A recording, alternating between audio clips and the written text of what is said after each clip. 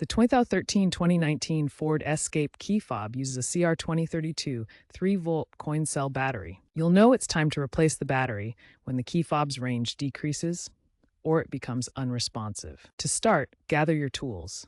You'll need a small flathead screwdriver or a key fob pry tool. Purchase a new CR2032 battery.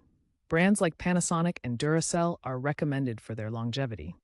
Work on a non-conductive surface to avoid electrostatic discharge, which can damage the fob's electronics. Make sure to wash your hands to remove any oils. First, gently pry open the key fob casing using the screwdriver or pry tool. Insert the tool into the seam and carefully twist to separate the two halves. Be gentle to avoid damaging the plastic or internal components. Once open, locate the CR2032 battery.